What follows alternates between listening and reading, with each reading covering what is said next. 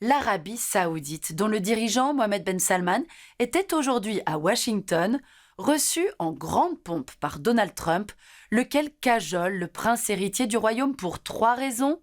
Il y a des projets de business au royaume saoudien qui concernent la famille du président américain.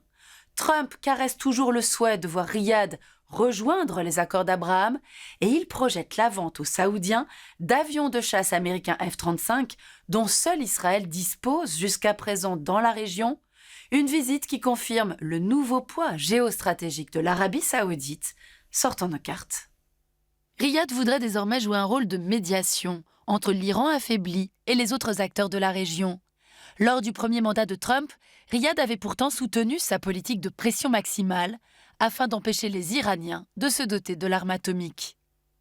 L'autre rival régional de l'Arabie saoudite fut longtemps le Qatar, du fait de sa proximité avec l'Iran, dont il finance certains alliés, notamment les dirigeants du Hamas palestinien. Mais aujourd'hui, les relations entre Doha et Riyad sont plus apaisées, MBS ayant notamment dénoncé les frappes israéliennes contre un immeuble du Qatar qui abritait des dirigeants du Hamas le 9 septembre. Alors qu'en est-il de la relation entre l'Arabie saoudite de MBS et Israël ?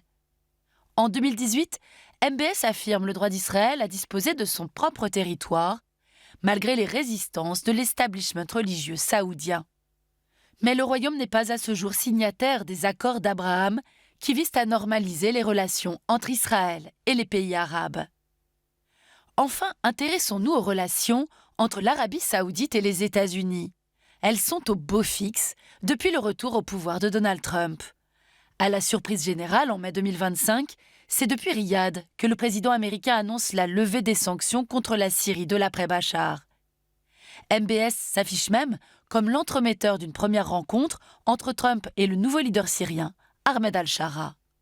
Par ailleurs, une série de pourparlers entre la Russie, l'Ukraine et les États-Unis ont également été organisés en Arabie saoudite. Il existe donc aujourd'hui 2 acteurs clés au Moyen-Orient, le dirigeant israélien et le dirigeant saoudien, les 2 cultivant une relation proche avec Donald Trump. Sauf qu'on le sait, ce dernier a une priorité, être celui qui résout les conflits, de quoi ne pas laisser carte blanche à la belliqueuse extrême droite israélienne et favoriser les monarchies du Golfe.